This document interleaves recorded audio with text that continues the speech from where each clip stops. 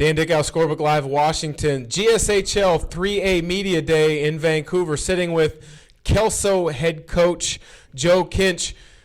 You've been described as a defensive-minded coach who offensively puts their players in the best position to succeed.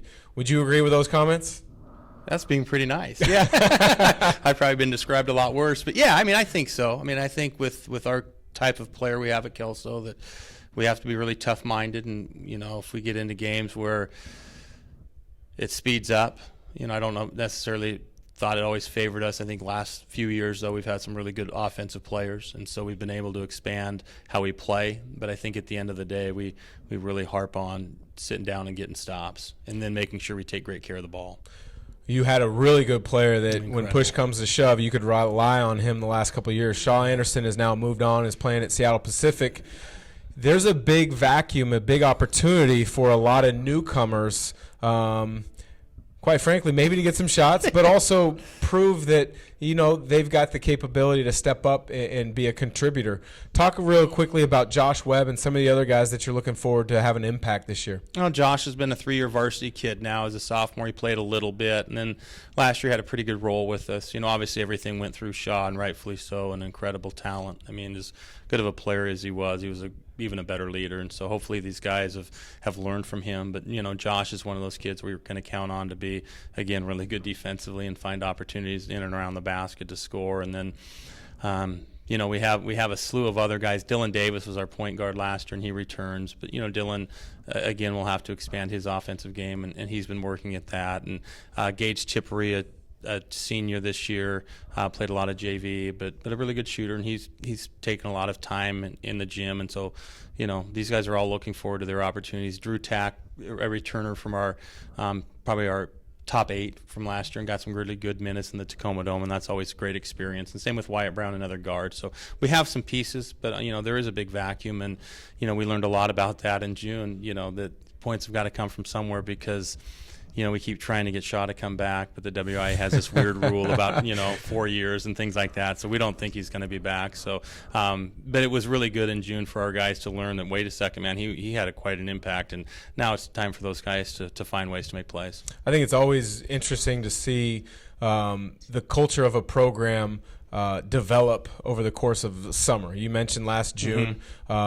What did you guys do as a program that may have been different, or maybe you did the same things you have in years past to get your group up to speed, ready to go for this upcoming year? You know, philosophically, you know, we talent-wise, and I've loved the kids we've had. I really have. I've had a great experience over 20 years at Kelso.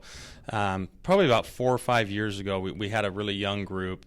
Shaw was one of them as a freshman that we philosophically decided in the summer to play some really tough tournaments and just to see if we could survive it. And, you know, there was times I was wondering in June if we did the right thing. But, you know, after, you know, like when Shaw was the sophomore year, his summer going into sophomore year, and we had some older kids, and we started playing some really good teams and winning a few, and, you know, and it just kind of continued to roll. And, you know, obviously, again, the talent we had allowed us to do that. But, you know, we played the same schedule this year where we really wanted to play really good teams. And because I think, you know, we still have that mindset, if we really want to be a good team, we're going to have to do some things that really good teams do. And sure. if you don't see it and play against it, it's tough to replicate. So we played really tough teams this summer, and we go to the GU team camp and play some really tough teams there, and we play, you know, all of June and kind of see where it falls out at the end, and really have a true self-evaluation of where we're at.